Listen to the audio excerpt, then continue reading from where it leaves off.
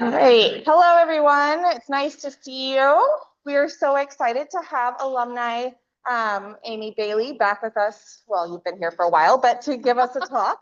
I just want to make an announcement for students. Please make sure you sign in if you register for class. There is a student lunch directly following this. Courtney Allen will be hosting and we'll take you to rate if you want to join. And then be on the lookout. We're going to start advertising a coffee and tea with Victor Luckerson, who is what's the name of that talk? It's Big Public Talk. I forget what it's called. But we're really happy to have him here, and we're really lucky that he's making time to spend some time with CSDE students. University lecture. Yeah, it's a university-wide lecture, but we will be having a special CSDE student event with him. So please keep an eye out for that. And I will hand it over to Anjum. Oh, this is the mic. Hi, everyone. I'm Anjum Hajjad. I have the pleasure of introducing Dr. Bailey. So Dr. Bailey is a sociologist, demographer, and epidemiologist, recognized as a national leader in the scholarship on the connection between historical factors and contemporary structural racism and health, which we will hear more about shortly. She uses mixed methods, qualitative and quantitative approaches, which allows her to sort of integrate separate data streams, data sources, and areas together in a very coherent fashion. So her current project, which I'm hoping again we'll hear more about today, examines the links between county level violence and prevalence of adverse pregnancy outcomes. Her book, her 2015 book, Lynched: The Victims of Southern Mob Violence, which was co-authored by Stu Tolney, received an award from the Minnesota Population Center. So she's currently an associate professor and director of undergraduate studies at the University of Illinois Department of Sociology, University of Illinois in Chicago, I should say, and a fellow at the Institute of Human Research and Policy. So welcome. Thank you so much. Very cool. Thank you, Anjum, for that really nice introduction. And let me make sure that I don't mess this up. I don't want Maddie to get mad at me. There we go. Okay. Yeah, so my talk today is called History as a Fundamental Cause of Disease. So thank you, Anjum, for that very kind introduction. Thanks to everyone who's here in person and also online. Special shout out. I understand that Stu Tolney and Patty Glynn are going to be watching, so hello to them. And before we begin, I want to acknowledge my fabulous co-authors who are listed on the slide in alphabetical order. And also we got funding that's recently expired from NIH, maybe the last NIH funding, I don't know.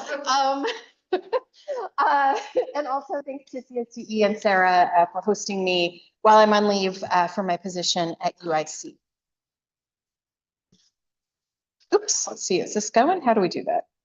There we go. Okay, so what is this talk all about, right? This says mostly theory, a little bit of evidence, right? I'm going to roll through this paper that Bruce Link and Joe Phelan introduced in 1995, talking about fundamental causes and the fundamental causes of health and disease. Provide a lot of evidence from other scholars that might suggest, hang on, I thought I had turned my phone off. I apologize. Let me do that. That is a major party foul. Yeah, like roll through a bunch of evidence that other folks have demonstrated, and then provide a little bit of backup from our own empirical evidence from, as Anjum said, the paper on, or the project that links historical mob violence and contemporary outcomes. So, right, the theoretical proposition that we are making here is that history is a fundamental cause of disease. And the idea of fundamental causes, for folks who may not be as familiar, was first introduced in this 1995 paper by Bruce Link and Joe Phelan that identified social conditions as fundamental causes of disease. And they really do a lot of work to distinguish this between proximate factors that affect people's health and people's health outcomes and the health of populations, right? But their point is kind of that no matter how those specific proximate factors might change and shift over time, we ultimately continuously wind up at the same place, right? People who have access to more resources have better outcomes in general than is true for people who have fewer resources. So no matter what these causative agents are or the remedies that are available, and Link and Phelan identify 4 specific criteria. We're going to talk a lot about some of the evidence that other scholars have come up with that would suggest that history and historical processes meet each of these 4 criteria. But they are right that for something to be a fundamental cause, it has to influence multiple disease outcomes.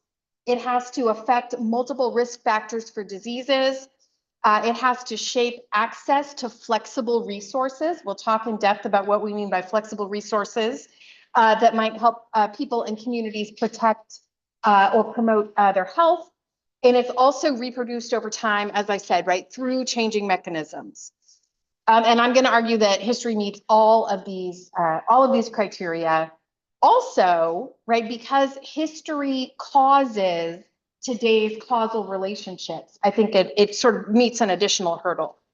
And so once I've laid out this case, I'm going to provide some empirical evidence because we're demographers and we can't spend all day talking about theory, right? So why should we incorporate history, right? And there's a number of folks who've actually already sort of called for us in population health to start thinking about history, right? And so systems thinking, which is the framework that's centered on examining the totality of factors, right, that construct a milieu, would seem to require that we consider history as a potential causative factor in health outcomes and health inequities.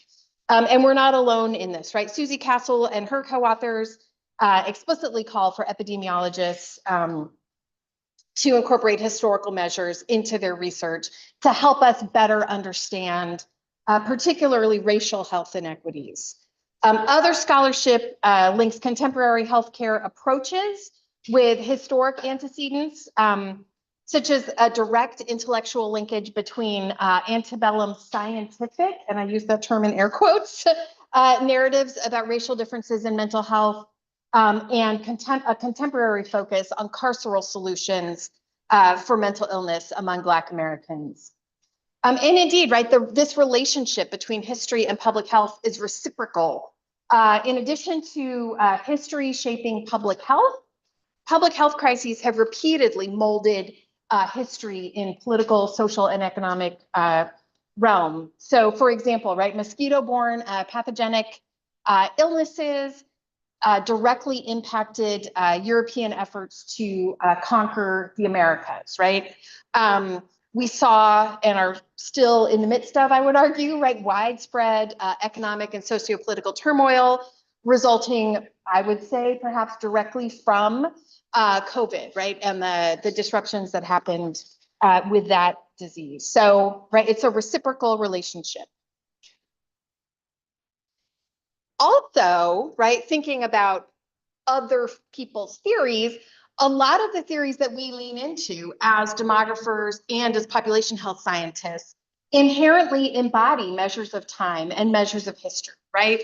So social determinants of health, for example, includes aspects of the social community, the neighborhood, the built environment, and these are all fundamentally shaped by historical processes and by history.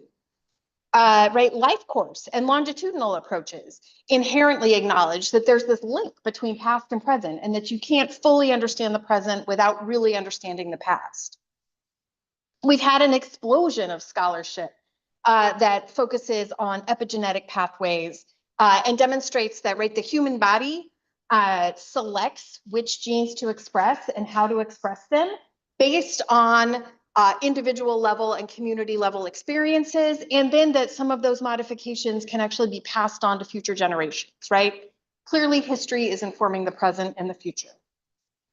Right, the persistence of culture and inherited trauma are exceptionally well theorized, right? And we're still sort of searching for some really detailed empirical ways to analyze this. If folks have heard of exciting things, please let me know, because this is one of the things I'm super interested in.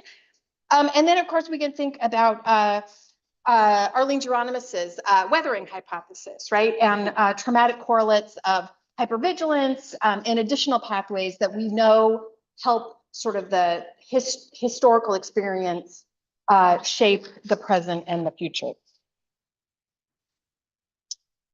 So, does history meet the fundamental cause criteria?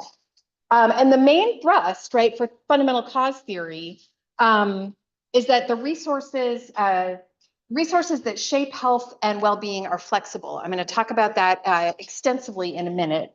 But the thing to take away is that you've got these resources that can be deployed in a variety of contexts, right? A variety, multiple different ways. And scholars have actually advanced a number of additional concepts as candidates for fundamentally causing health and disease, right? Which begin with, beginning with the Lincoln Phelan paper on social inequality.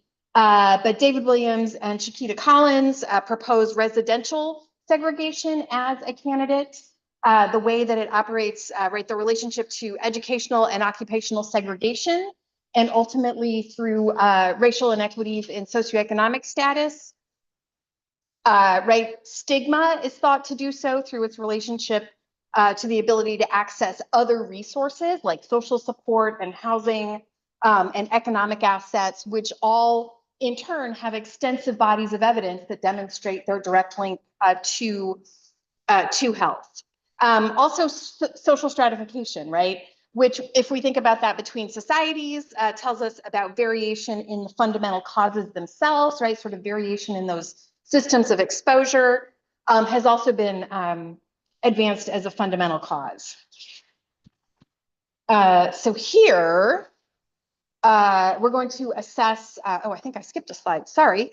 We're going to assess whether specific historical processes meet the criteria that Lincoln Phelan established to constitute a fundamental cause. And we're going to ask first whether a specific historical indicator of social processes is associated with multiple disease outcomes, right? One of their criteria.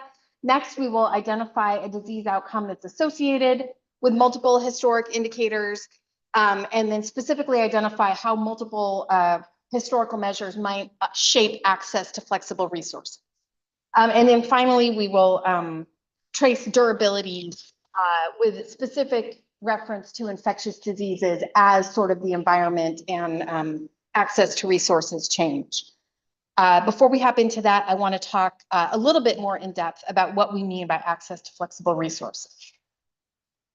So access to flexible resources is a direct outcome of history. I don't think there's probably anyone in this room who would argue with that, right? But some of the evidence that we might, right, most differential access to financial resources might be the most obvious culprit here, right? And it has been shaped by myriad historical practices, including restrictions on property ownership, right?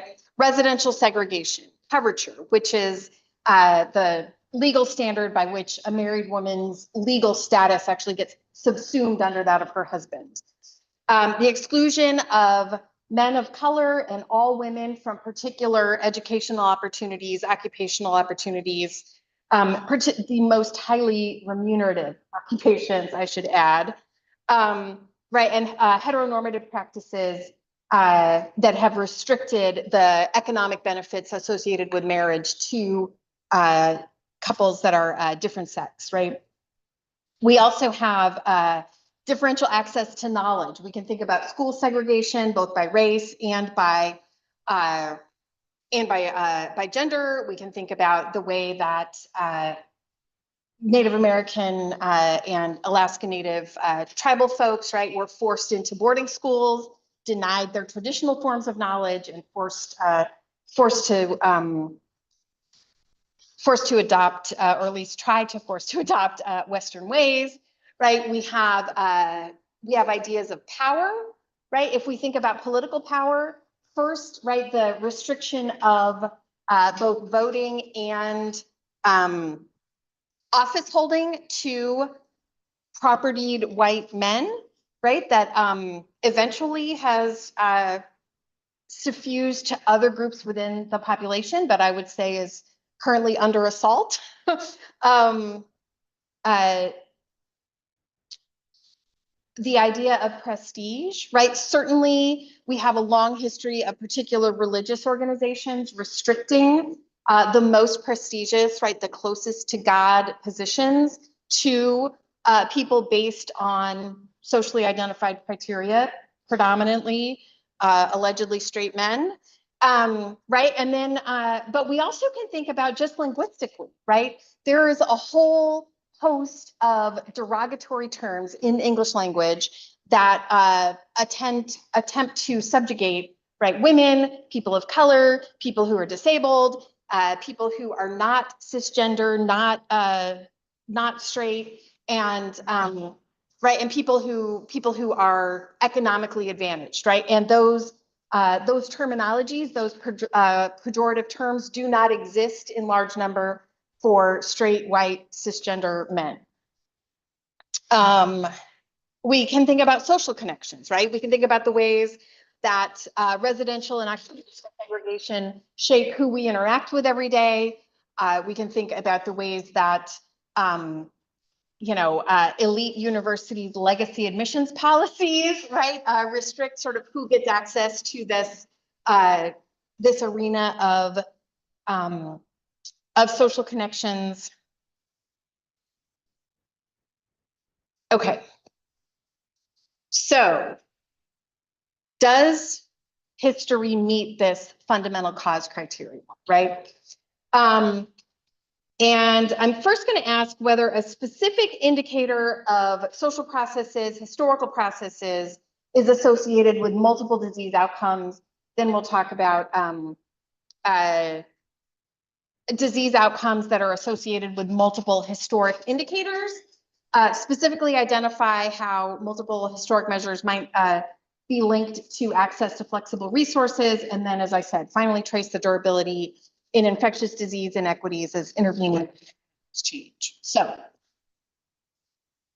thinking about risks for multiple disease outcomes, right? And if we think about, right, the America's original sin, right, the institution of slavery, right, this has been demonstrated by lots and lots and lots of research to be linked directly to health outcomes and also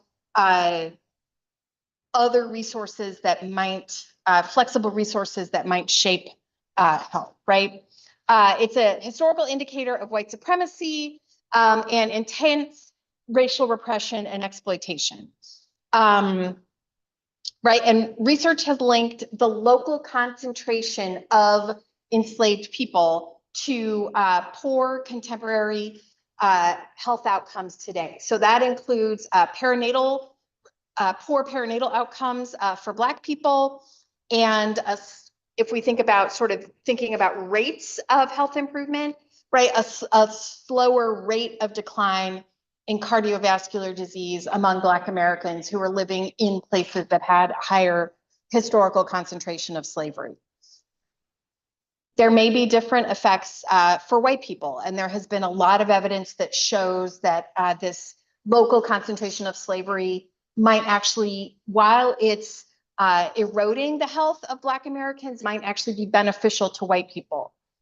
So for example, Robert Rees finds lowered life expectancy among Black people and an increased life expectancy among white people in counties that had a greater historical concentration of enslavement. Charles and Sawa and colleagues similarly find a local concentration of slavery is positively associated with stroke mortality for Black people and actually serves to protect white people.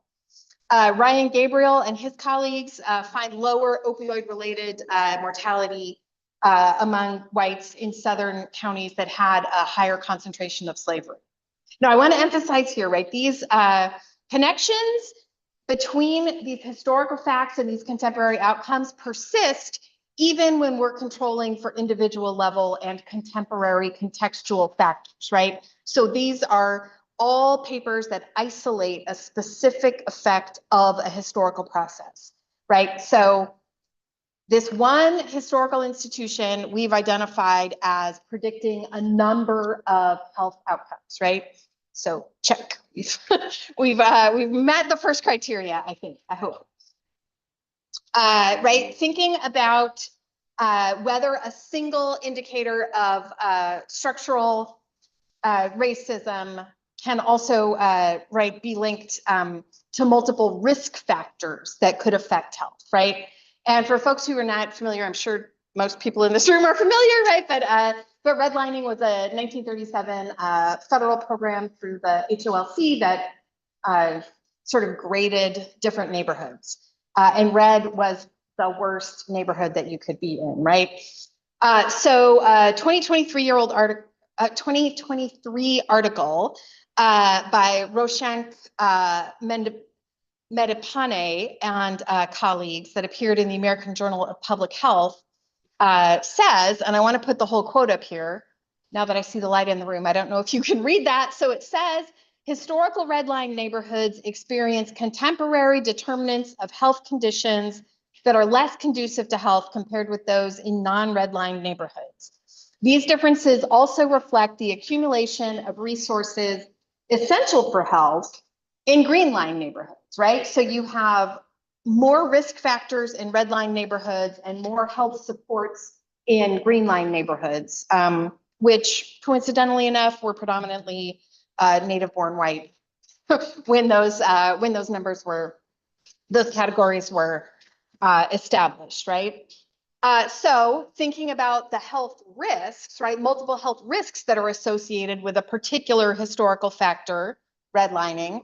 We have a higher concentration of tobacco and alcohol retailers and less healthy food environments than we find in other neighborhoods, in these neighborhoods that were historically redlined.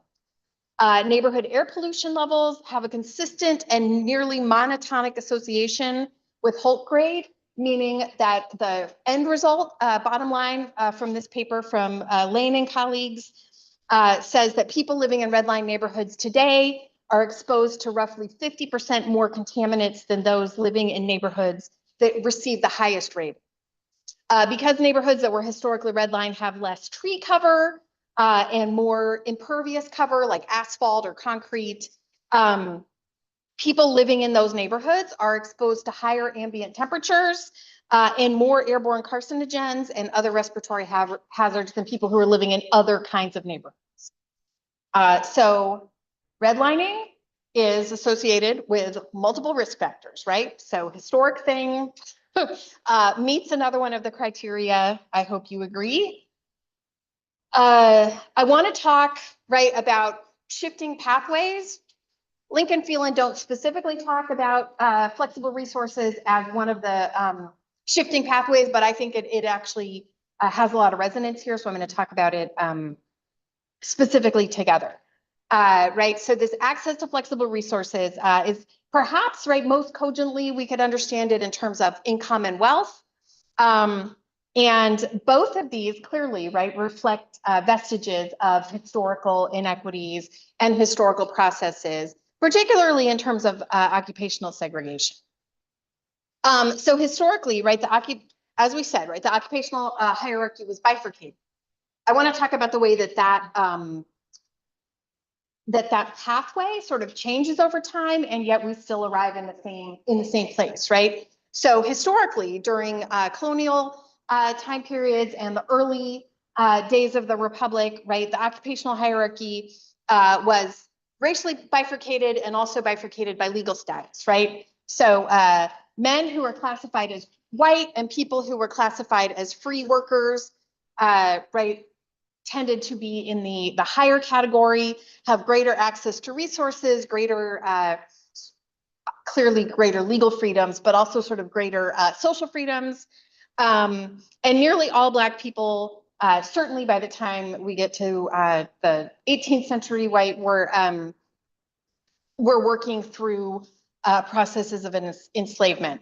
And there's an entire stream of scholarship, I will admit, right, we're not going to cover it here for an interest of time, but if you want to ask me questions, right, people who have multiple racial origins, right, we're sort of treated a little bit differently, but there's actually lots of scholarship that shows that they do sort of fit in between on the occupational hierarchy between people who are classified strictly as white and people who are classified strictly as Black.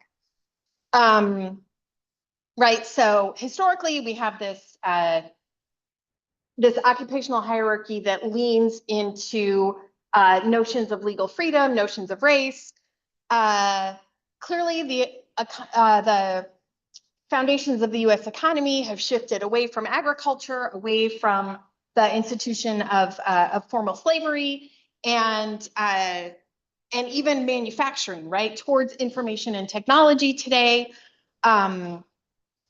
But although racial occupational segregation declined over the 20th century, it still persists. And we still see, right, that people who are classified as white have access to occupations that have better working conditions, are better remunerated, better compensated financially, and importantly, probably come with health insurance and better access to kind of free resources to support your health, right? So despite the shifts, massive shifts in the economic structure and legal structure of the US, we still see, right, these mechanisms have changed, but occupational hierarchies remain the same. Okay, and then thinking about intervening mechanisms, right? So the structural mechanisms that create risk for infectious diseases, we may all have recent memories of an infectious disease, right? They've changed with each of the pandemic cycles, right?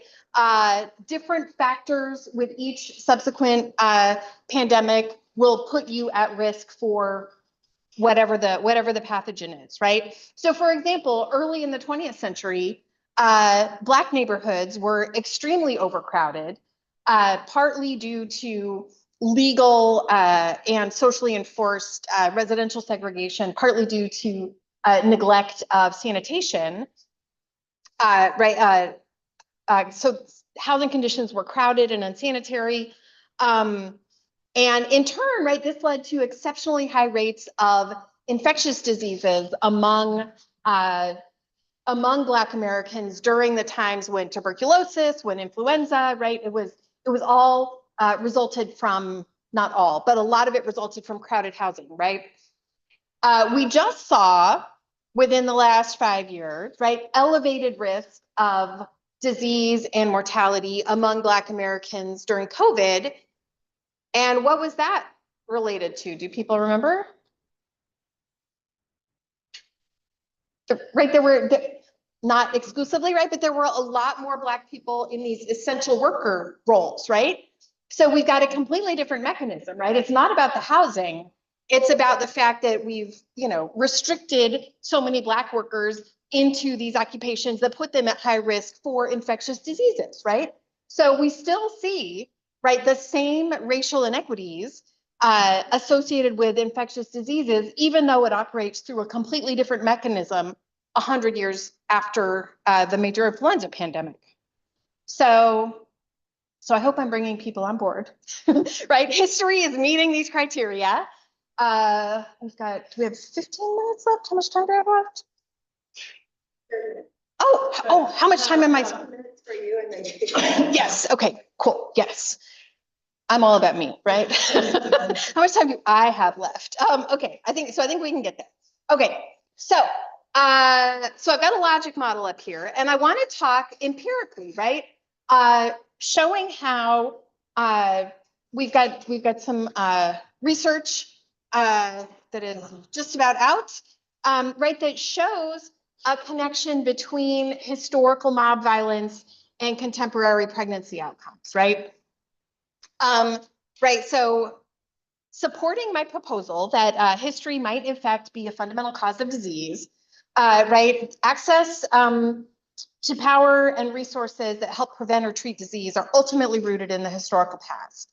And we can see here, right, do we have a little, I can walk. So this is sort of time moving forward, right? So historically, right, Oh, wait, sorry. Okay. I'll just point. So if we start on the left edge of the logic model, right, we see historic social and economic conditions make local communities more or less susceptible to historic mob violence, right? And we're thinking specifically about lynching, right? We think that these historic factors shape the contemporary racial and social environment, right? And these can have effects at both the individual and the community level. So the individual level, for example, right, if people are living in a toxic racial environment, which has been well documented to be associated with corrosive health outcomes, right, that might operate because people are experiencing minority stress, right? It might happen because people are hypervigilant, right? It might happen leading into Arlene Geronimus's work because of weathering, right? Sort of it's almost the like death by 1,000 cuts, right? All of the compounded levels of stress that are associated with navigating the United States. Her work looks at birth outcomes particularly for Black people, right? And so this sort of the compounded stress associated with being a Black person in the United States weathers your body, right? Ages your body more quickly. At the community and structural level, right, we might have intensified levels of structural and environmental racism. And we think these are all probably going to sort of culminate into contemporary health inequities. And we're specifically going to look at pregnancy outcomes in Southern states and link that up to their histories of lynching. So do people have questions before we hop through? Yes? Oh, okay. Oh, good. Yay. Thank that. I should have said we're doing in sociology rules, right? Not econ rules. But right, so this work emerges from some work that I started in grad school with my advisor, Stu Talnay, who I think is going to be watching. Hey, Stu, and his colleague, Woody Beck, right? And we utilized their inventory of documented lynching events in our work. And so we focus on the 10 Southern states that are highlighted here. It's basically everything east of Texas and south of Virginia, plus Kentucky. And we count in each county the number of lynchings that took place where a Black person or a multiracial person was killed by a mob. And this starts in 1865 with the lynching of Thomas Bradley and Charles Winters in Duplin County, North Carolina, and continues up through 1981 with Michael Donald's murder in Mobile County, Alabama. I will say the inventory is based on newspaper reports, so we know that it's incomplete. And we also know that we introduced some bias because we're only looking at lynchings, right? There was such a wide variety of terroristic efforts designed to suppress and terrorize Black Americans. You know, we have systematic sexual violence perpetrated against Black women. We have public beatings and whippings, right? Lots of things that were happening. So we're only capturing part of it, but we think we're capturing a pretty dramatic part of it. So we look at birth outcomes data between 2004 and 2019. And we're specifically capturing whether babies were born both preterm and low birth weight. We can talk in the Q&A about why we decided to use those together.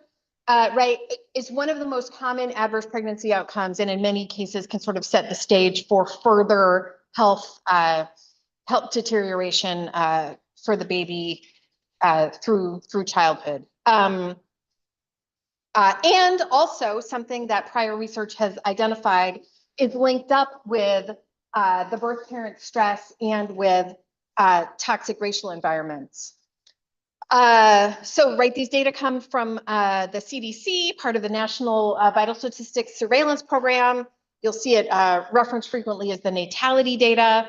And it's got a whole array of data that are collected from standardized birth certificates that record every single birth in the United States. We start with the standard that begins in 2003, which was rolled out over time. So we don't have all years for all states. We can talk about that in the Q&A, but we've got a whole lot of births. So we do one set of analyses that we use all births, which includes people of all racial, or births to people of all racial classifications. And then we pull out and do stratified just births to non-Hispanic Black people and just births to non-Hispanic white people. To state the obvious, lots of times babies are born to people who have different racial classifications. We're only using the classification of the parent who gave birth because we figure that's sort of the body that's walking around in society that might be, you know, most directly affected. And there was one other thing. What was the other thing? And we use their county of residence rather than the county where the birth took place, because sometimes, right, we've all probably read the news about the complete loss of birthing locations, right, across particularly rural areas. And then also for high-risk pregnancies, people might be, you could imagine someone, you know, from Yakima coming to UW Hospital, right, to give birth if they had a particularly high-risk pregnancy. So anyway, so that's what we're doing. And we expect, right, we expect to find overall that we're going to have worse pregnancy outcomes, right, higher rates of preterm low birth weight in babies that are born to people living in high violence counties historically. We also expect that we're going to find that this relationship is particularly pronounced for babies born to Black people. And I want to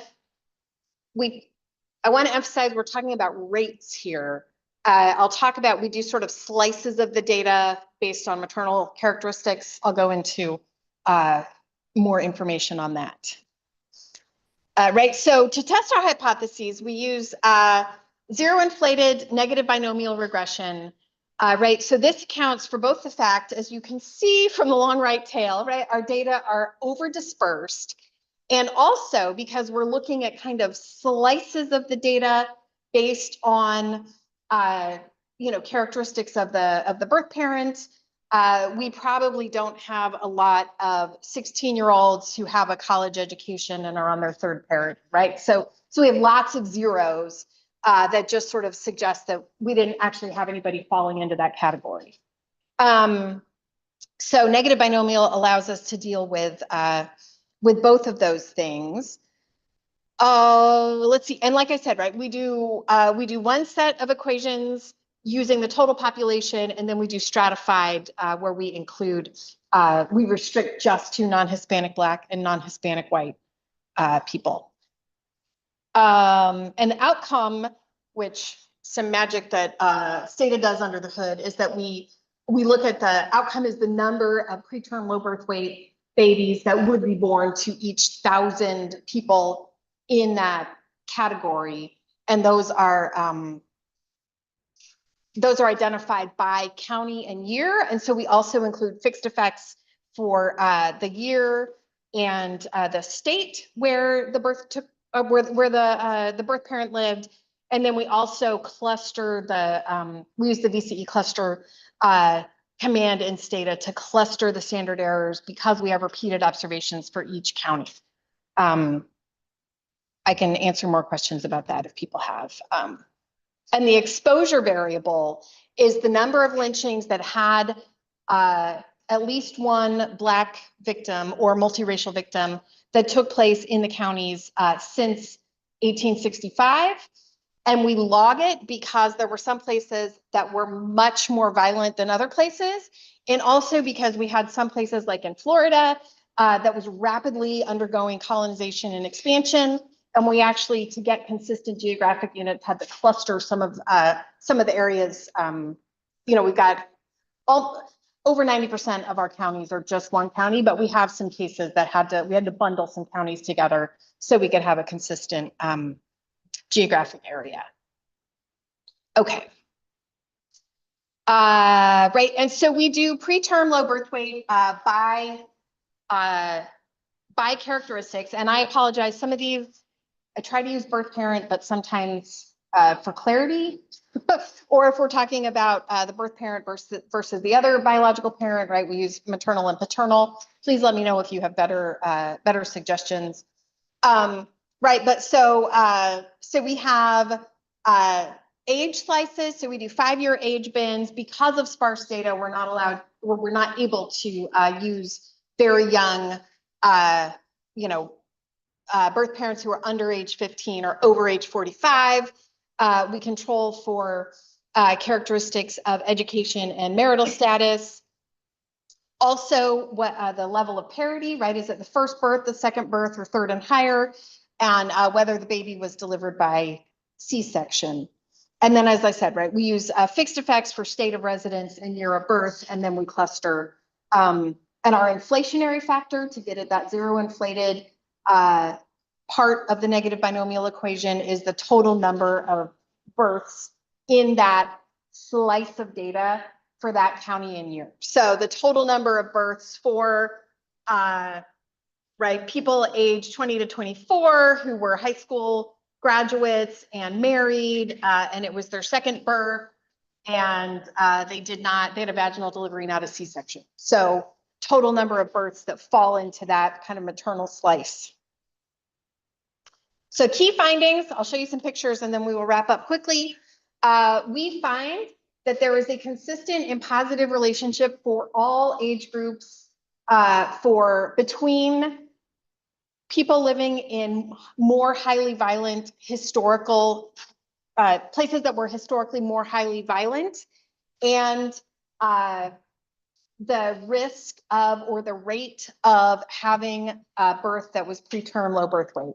This persists for the total population, for stratified models restricted to non-Hispanic Black and non-Hispanic white people.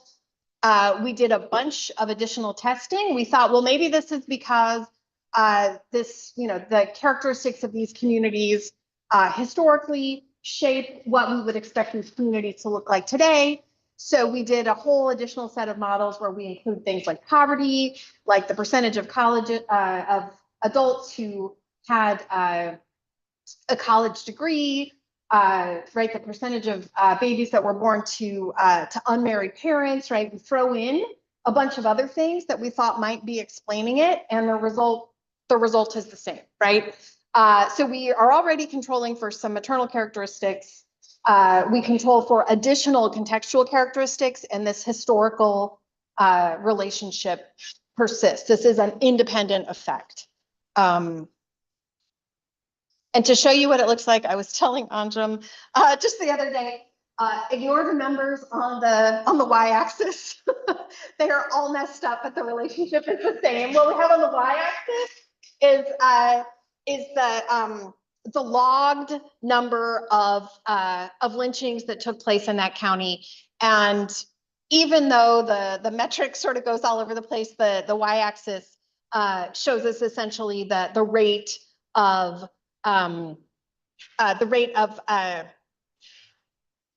preterm low birth weight, and so you can see as we move from the y-axis, meaning communities that historically did not have any lynchings, and it's the log of the number +1. I will just add that sort of mathematical clarity, right? To places that were the most highly violent, you see the risk of having a preterm low birth weight baby increase for all age groups. And this is for the total population. So this is for everybody. And we do here include a control for the race of the birth parent. We see the same story for non-Hispanic Black people. The red line that looks like it's sort of not exactly horizontal, that's the oldest age category. We actually had a very small number of births born to Black people, and those all tended to be quite high risk, right, relative to other And then similarly, right, we did not expect it to be the same relationship for white people, but we do in fact see the same relationship for white people. I will say because the y-axis, it's actually a little shallower than it looks. That's due partly to the y-axis being messed up. And I will say we also, right, when we started this paper, we thought we were going to find evidence of weathering, right? Which leaning into Arlene Geronimus, we thought that we were going to actually have, particularly for Black birth parents, we thought that we were going to have a steeper slope, with age for people living in more highly violent. We thought that the relationship was going to be steeper because of this idea that the stress associated with living as a Black person in the United States, and we would argue particularly in a county that had more violence, would essentially accelerate the risk process, right, for people, that Black birth parents would start to experience this risk at an earlier age. And we didn't actually find that. We tested with the total population, with the stratified by non-Hispanic Black, non-Hispanic white. We didn't find that. So, okay. So what do we think? Is history a fundamental cause, right? I think we've demonstrated, leaning into work that a lot of other really smart people have done, right, that it meets the criteria, right? We found historical processes shape access to flexible resources. We found that historical processes, right, you can link a given historical process to multiple health outcomes. You can also link a given historical process to multiple health risk factors. And that even if you're looking at sort of similar kinds of health outcomes, like susceptibility to infectious disease, right? Even when we completely change the mechanism, right? Overcrowded and unsanitary housing conditions to occupational concentration in these essential, high-risk occupations, even when the mechanism is totally different, the social mechanism anyway, right? We still wind up at the same place. And then we have backed it up with some of our own empirical evidence looking at the relationship between historical violence and contemporary pregnancy outcomes. So I hope that I have evangelized well enough that I have made you all converts. We'll be having an altar call later. But yeah, that is sort of where we are headed with this work. And I thank you all and look forward to your questions.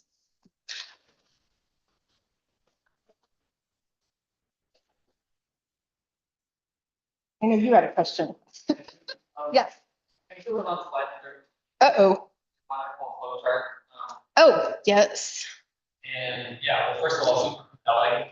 I buy it. So yay! And my question is, I'm really interested in sort of this linking sort of conceptual variables with empirical measurement of those variables. Yeah. Especially for the sort of intermediate steps here, I would love to hear more about how you measure them. Yeah, so intermediate steps meaning the contemporary racial environment, Or really any of them. Yeah.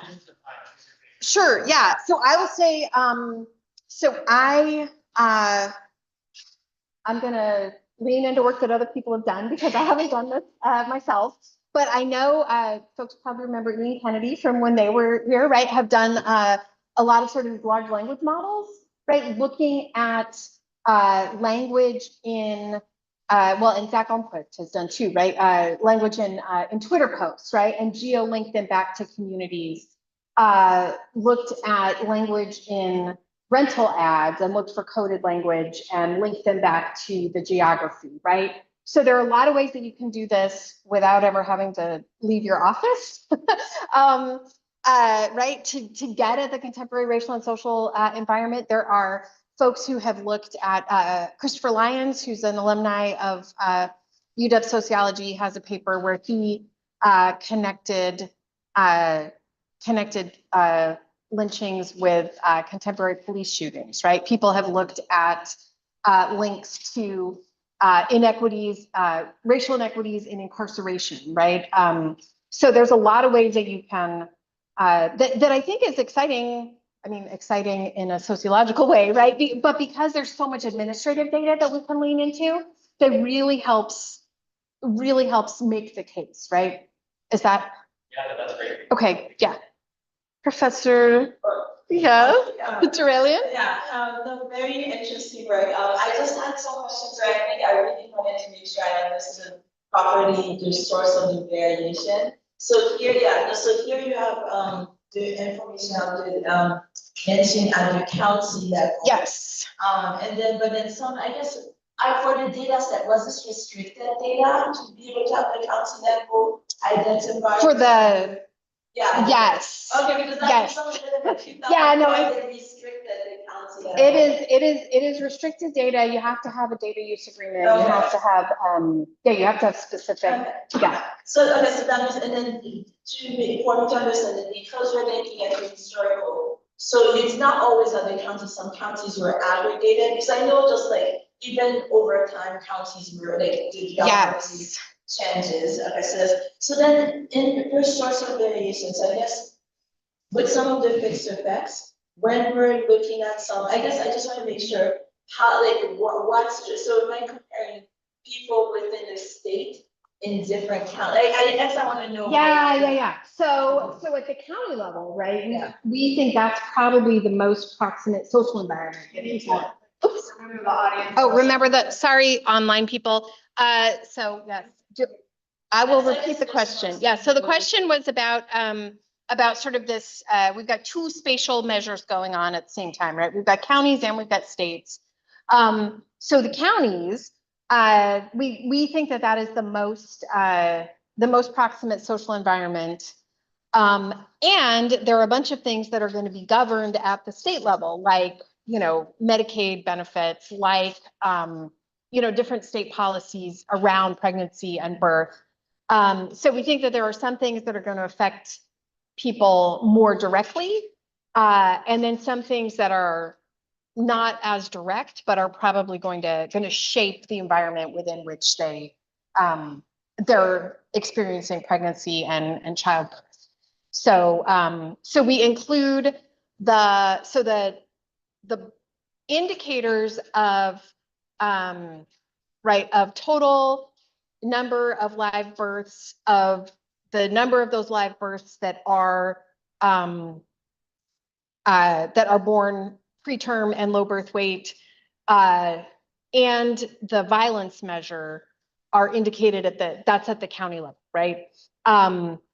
But we also control for what state they're in, because maybe they're in a state that has more generous Medicaid benefits. So we would assume they would be more likely to be able to more easily access effective healthcare. Yes. So one more follow-up. Yeah, question. So absolutely. then I also wasn't sure if the county size was limited, or if you have information on just big counties, because I know sometimes they restrict the information. So I don't know. And then one other thing that I had a question on is thinking, so in terms of the controls, I did not see necessarily controls for the month of birth. And in some of the research I've done, there's some versus analysis. So even at the whole population, their health at birth, so the preterm, some of those rates vary by the birth month. Okay. And then also some of that seasonality varies by race.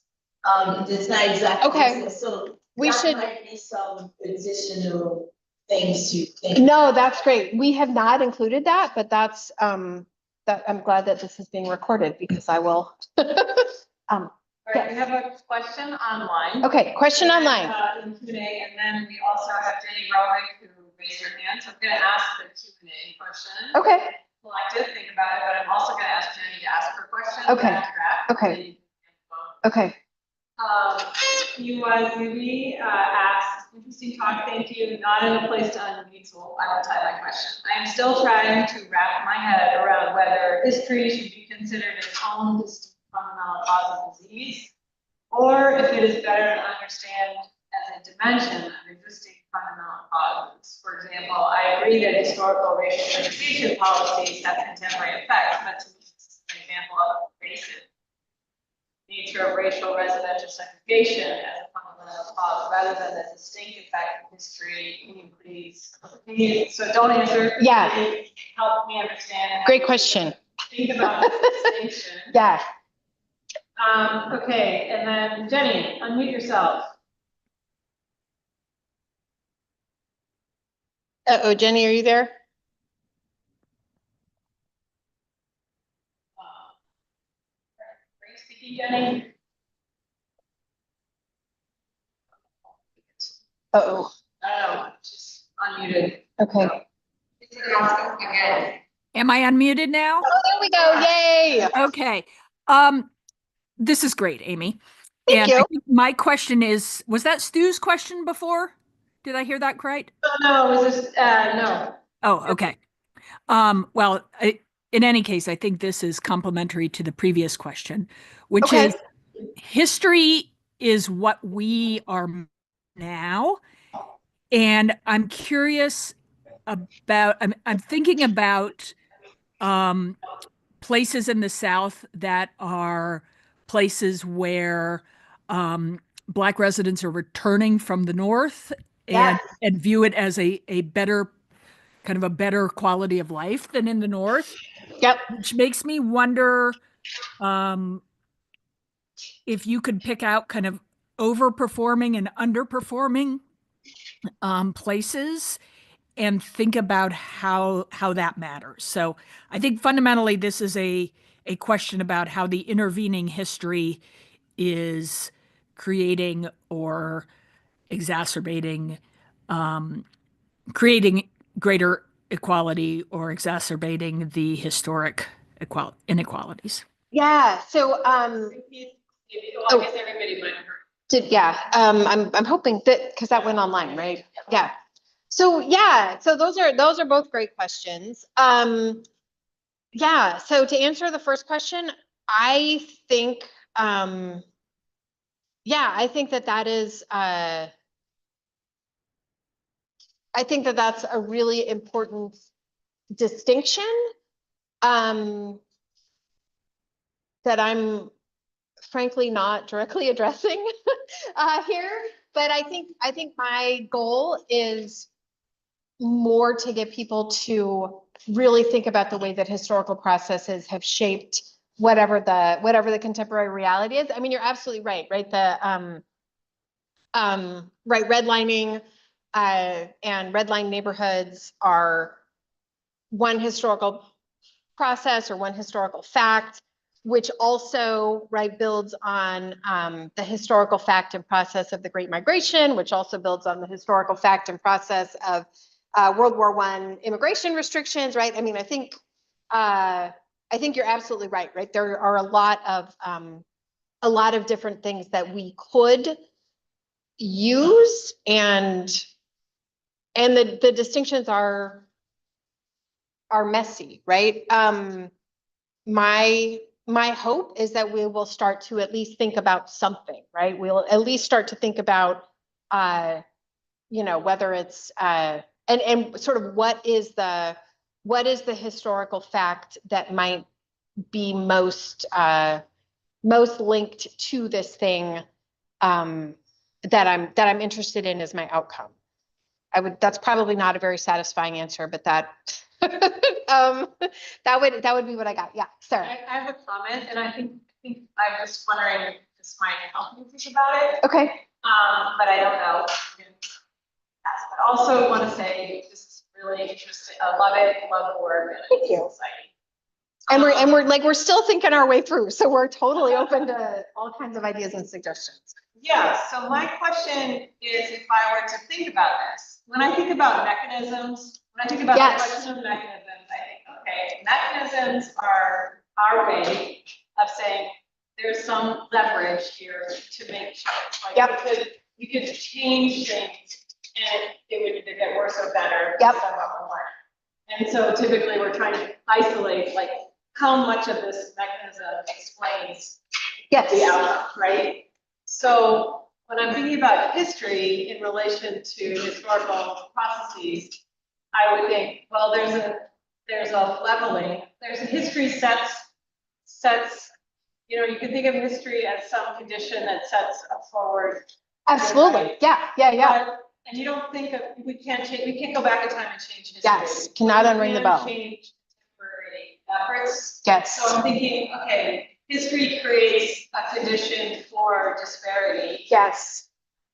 And then on the way, there are ways in which we could repair that. Yes. So what are the things that would, I guess I would play more with that, like the contemporary mechanisms. Yeah.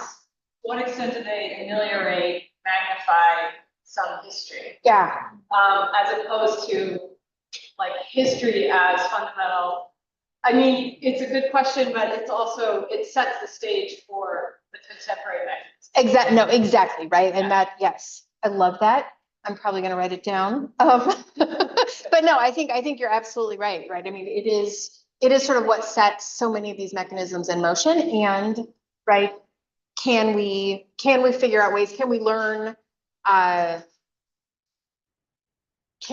ways that might actually help us change things going forward? Absolutely, yes. I think so, yeah, I think so much of what we face sometimes in anything, whether it's history or some other biological differences. Yeah.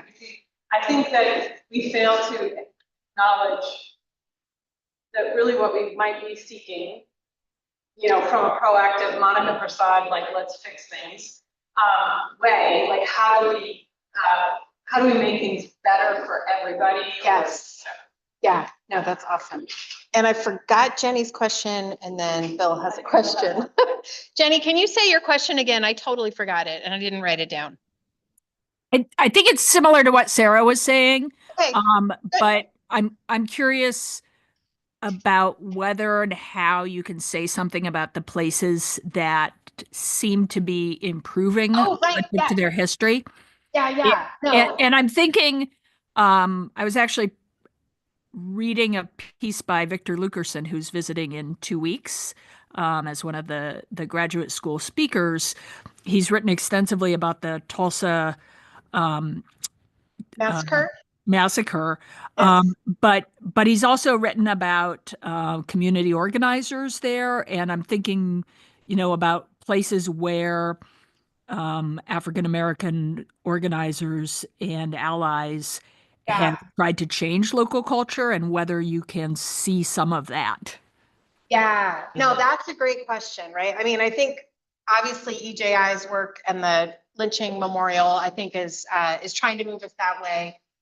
There have been a number of local reparation efforts that we've had the good fortune of being in conversation with people doing local reparation efforts that are cross-racial, and I think you're absolutely right. I think that would be a fantastic way to look and see, right? Because there's going to be variation in that will overlay onto the historical variations. So yeah, I think that's a great idea for future steps for research, for sure. And Bill, yes. Thank you. Bill was my demographic methods professor. So I'll just say that. Oh, we're past time. Okay. Like Bill has. Yes. So, which sounds very pleasant. It's about minority stress issues. When we get to the findings, we show that history of racial violence has felt. Yes. Yep.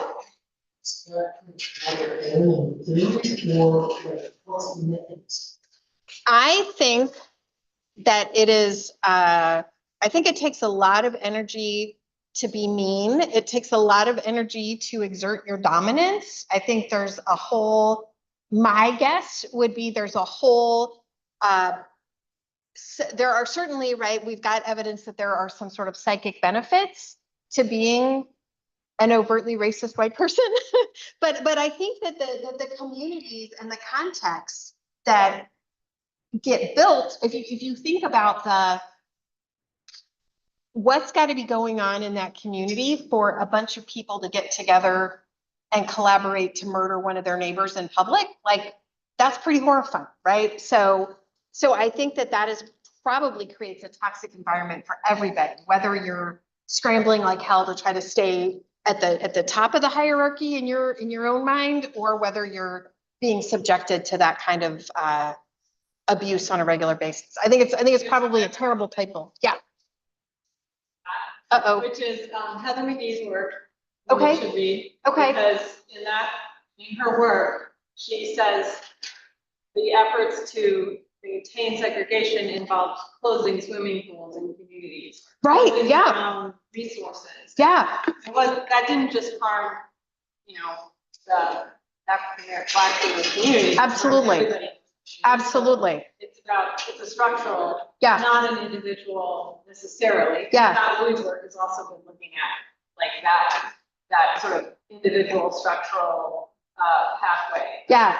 No, I will say, right, my personal narrative, right, I went to elementary school in Tallahassee, Florida, which the southern state, which is just south of the Georgia border. If they say in Florida, if you want to go south, go north.